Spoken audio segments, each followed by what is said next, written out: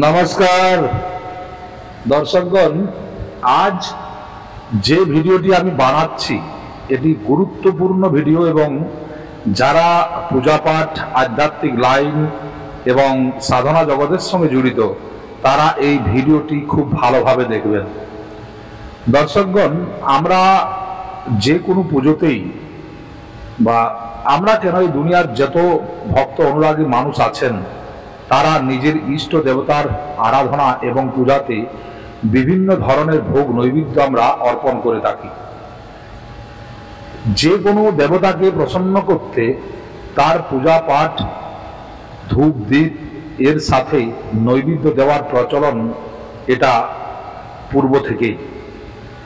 কারণ ভগবানকে আমরা তার মনের ইচ্ছা এবং তাকে সন্তুষ্ট করার জন্য এই ভোগ নৈবেদ্য আমরা অর্পণ করে থাকি, যাতে করে সেই ভগবান তুষ্ট হন এবং আমাদের উপর তার কৃপা বর্ষণ করেন।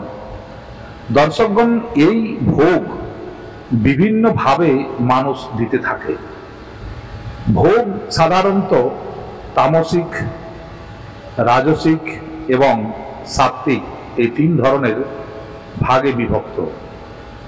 যারা অঘরী এবং যারা শ্মশানে গিয়ে পুজো করেন তারা তামসিক ভোগ দেন, যারা বাড়িতে করেন তারা সাত্ত্বিক ভোগ দেন এবং বড় বড় মন্দিরে রাজসিক ভোগও দেওয়া হয়।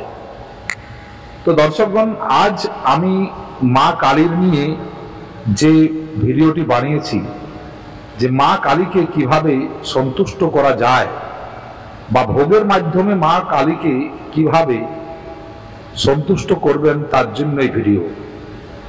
দর্শকগণ, আমরা তামসিক বস্তু দিয়ে যদি মা কালীকে আহ্বান করি বা তাকে তুষ্ট করার চেষ্টা করি সেটা কিন্তু খুবই সংকটজনক।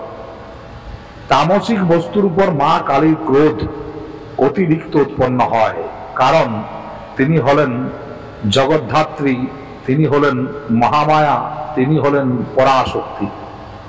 তাকে তামসিক জিনিস দিয়ে যখন আপনি ভোগ অর্পণ করবেন তার ক্রোধ তো বাড়বেই, কারণ সর্বোপরি তিনি হলেন এক মা। এই জগতের কোন মা আছে যে মা তার অন্য কোনো বাচ্চার বলি নিয়ে বা অন্য কোনো বাচ্চার মাংস খেয়ে যে দিচ্ছেন বা যে দিচ্ছে তাকে কতটা ভালোবাসতে পারে? এই জগৎ সৃষ্ট মায়ের থেকেই। তাই মাকে যতদূর সম্ভব সাত্ত্বিক ভোগ দিয়ে আপনারা তুষ্ট করবেন। আজ যে বিশেষ প্রয়োগটির কথা আমি বলছি, এই প্রয়োগ এক অনবদ্য প্রয়োগ। এইভাবে যদি আপনি মাকে ভোগ দেন, অতি শীঘ্রাতিশীঘ্র মা আপনার সাথে কথা বলতে বাধ্য। মা আপনার ভোগে সন্তুষ্ট হবেন হবেন এবং হবেন। আমি এটা জোর গলায় বলতে পারি। মা যেভাবেই হোক, আপনারা যদি একটু ভক্তি শ্রদ্ধা দিয়ে মাকে পুজো করে এইভাবে ভোগ দেন এবং মায়ের নাম 108 বার জপ করেন, অতি অবশ্যই মা সেই প্রসাদকে প্রসন্ন চিত্তে গ্রহণ করবেন এবং আপনার উপর তার কৃপা বৃষ্টি অবশ্যই বর্ষিত হবে। দর্শকগণ, এই ভোগ সামান্য তুচ্ছ টাইপের লাগলেও কিন্তু এটি একটি খুবই গুরুত্বপূর্ণ ভোগ। এটি একটি লঘু হবনের মতোই, যাকে আমরা কাণ্ডা ভোগও বলি। অর্থাৎ আমরা গোবর থেকে যে ঘুঁটে তৈরি করি, ওই ঘুঁটেকে জ্বালিয়ে সেই ঘুঁটের উপর এই ভোগ অর্পণ করা হয়। অর্থাৎ আপনাকে একটি ঘুঁটেকে সর্বপ্রথম গ্যাস ওভেনে জ্বালিয়ে নিতে হবে। সেটি যখন দেখবেন যে 90% জ্বলে গেছে, সেই মতো অবস্থায় সেটিকে একটি ছোট সামান্য হবন সামগ্রী রেখে তার উপরে রাখুন। রাখার পর সেই ঘুঁটেটির উপর, জ্বলন্ত ঘুঁটের উপর এতে দেখবেন যে ধোঁয়ার সৃষ্টি হবে।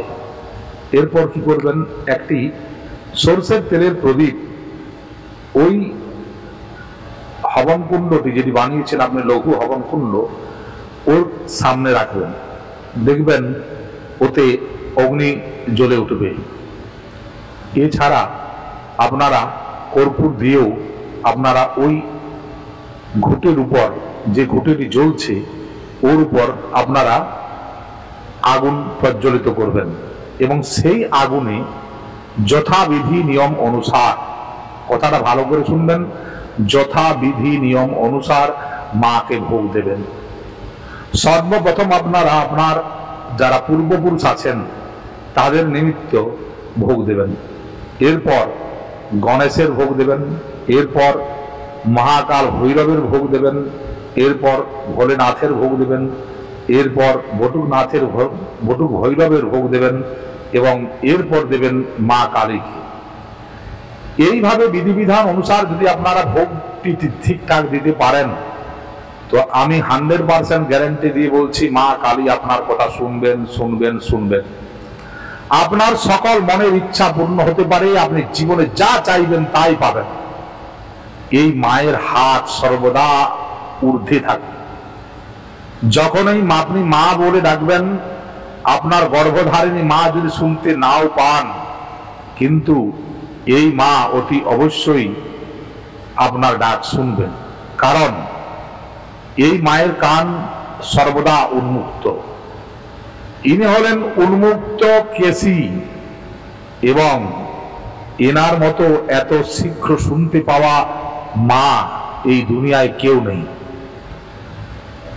আপনি একটুকু দুফোঁটা চোখের জল ফেলে দেখুন, মা হাত বাড়িয়ে আপনার চোখের জল মুছে দিতেও উদ্ধত হবে, কারণ এ হলেন মমতাময়ী মা, করুণাময়ী মা।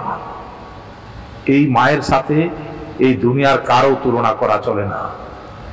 মায়ের রূপ বাইরের দিক থেকে বিকল হলেও এনার আর একটি মমতাময়ী রূপও আছে, যে রূপ দ্বারা জগতের সমস্ত প্রাণী বুক ভরে আনন্দ পায় এবং তার মনের সমস্ত মলিনতা, সমস্ত কষ্ট লাঘব হয়। মায়ের কাছে অজান্তে আপনি যদি কোনো জিনিস চেয়েও থাকেন, মা সেটাও আপনাকে দেবেন। আপনারা একটু সময় করে নিয়ম মতো অনুসার এই ভোগটি দেবেন।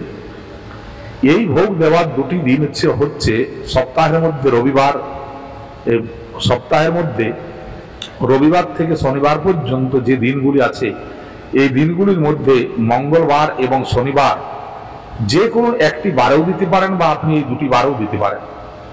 সেটা আপনাকে ঠিক করতে হবে যে আপনি কোন বারে মাকে ভোগ দেবেন, এবং সেইভাবে ভোগ যদি দিতে পারেন আপনার জীবনের সমস্ত কষ্ট লাঘব হবে, এটার মধ্যে কোনো বিন্দু মাত্র সংশয় নেই।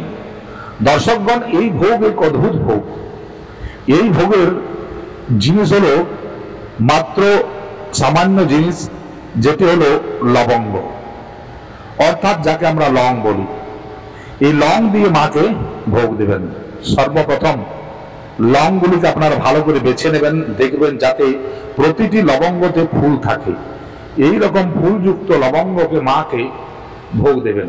সর্বপ্রথম আপনি দুটি লবঙ্গ তুলবেন এবং বলবেন কি, মম পূর্বপুরুষায়, মম পূর্বপুরুষায় ভোগানি নিবেদয়ামি। আহ্বান করবেন, হে আমার পূর্বপুরুষ, যারা আগে জন্মেছেন আমার বংশে, যারা এই দুনিয়ায় নেই এবং শুদ্ধ চিত্তে যারা আছেন, শুদ্ধ অবস্থাতে যারা আছেন, তারা এই ভোগ নিতে আসুন। আপনাদের আমি এই ভোগ প্রদান করছি। ওম নম পূর্বপুরুষায় নম বলে এইভাবে আপনার ওই প্রজ্বলিত আগুনের উপর ভোগটি দেবেন। এরপর দুটি 3 জোড়া অর্থাৎ 3 দুগুণা 6টি লবঙ্গ তুলবেন।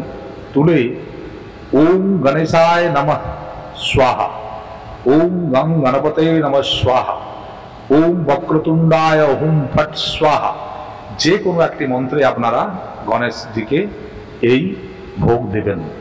এরপর মহাকাল ভৈরবকে, যে ভৈরব মায়ের পায়ের নিচে শায়িত আছেন, সেই ভৈরবের উদ্দেশ্যে আপনি 1 জোড়া লং আপনি ভোগ দেবেন। এরপর বটুক ভৈরবের উদ্দেশ্যে 3 জোড়া লং আপনারা ভোগ দেবেন। ওম বং বটুক ভৈরবায় নমঃ, ওম বং বটুক ভৈরবায় নমঃ স্বাহা। এইভাবে আপনারা ওই প্রজ্বলিত অগ্নির উপরে ভোগটি দেবেন। এরপর আপনারা কি করবেন, মা কালীকে অর্থাৎ মা কালীর যে মন্ত্র আপনি প্রতিদিন জপ করেন সেই মন্ত্র বলে বলে আপনারা 10 জোড়া লং অর্থাৎ 10 দুগুণে 20টি লং আপনারা ভোগ দেবেন মাকে।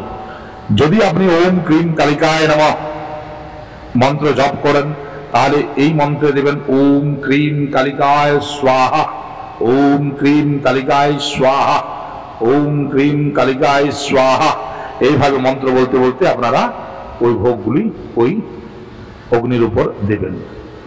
এরপর আপনারা জলের ছিটা দেবেন, সামান্য জলের ছিটা দেবেন।